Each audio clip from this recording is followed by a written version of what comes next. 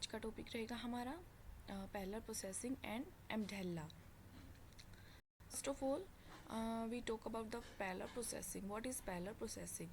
तो देखिए parallel processing क्या होती है.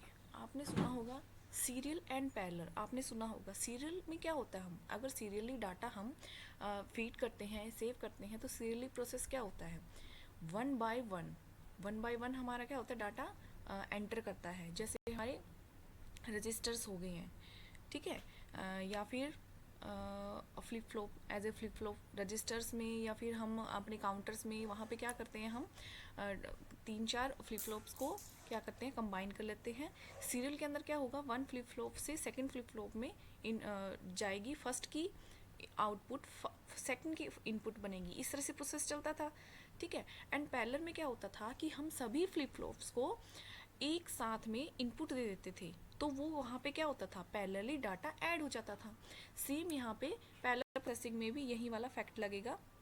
देखिए पैरेलल कंप्यूटिंग या फिर पैरेलल प्रोसेसिंग क्या है, व्हेन मल्टीपल प्रोसेसर्स, कोर्स या फिर computers are use to perform many task and calculation simultaneously सब मतलब हमारे पैरेलली कंप्यूटिंग हो रही है कंप्यूटर्स में, पैरेलली डाटा वो क्या कर रहे हैं, ले भी रहे हैं और डाटा पे को परफॉर्म भी कर रहे हैं, ऑपरेशन भी परफॉर्म हो रहा है एंड एग्जीक्यूट भी पैरेलली कर रहे हैं, मतलब साइमल्टेनियसली सब कुछ चल रहा है.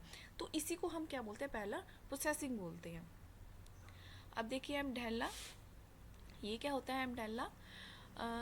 एक जो हमारे साइंटिस्ट थे 1967 में ये लॉ आया था. ये क्या करता था, this formula states that it predict the potential speed that increase in computing A task with improved system resource.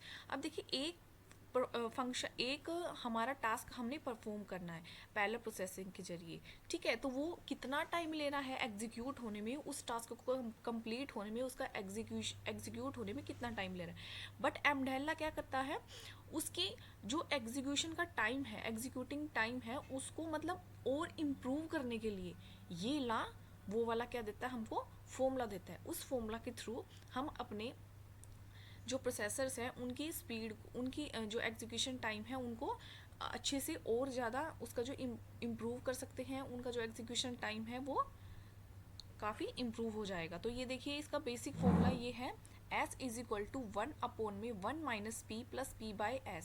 Hair S is what, S is a speed up of process. Speed up की speed से हमारा वो process चल रहा है, हो रहा है. And small p indicates the proportion of a program that can be made parallel.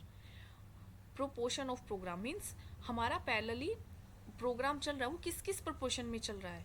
And S is what, it is a speed up factor of parallel portion. Okay, and same as it is here is also same बात लिखी हुई है. The formula state that the maximum improvement in speed of process, speed के अंदर कितनी maximum improvement हो रही है, कितनी जल्दी हमारा जो टास्क है वो कंप्लीट हो रहा है, एग्जीक्यूट हो रहा है, ठीक है. तो ये सब क्या है, इम्प्रूवमेंट के लिए उसकी हमारा प्रोसेस की स्पीड है वो मैक्सिमम टू मैक्सिमम इम्प्रूव हो जाए और मिनिमम टाइम में वो जो हमारा टास्क है वो कंप्लीट हो जाए.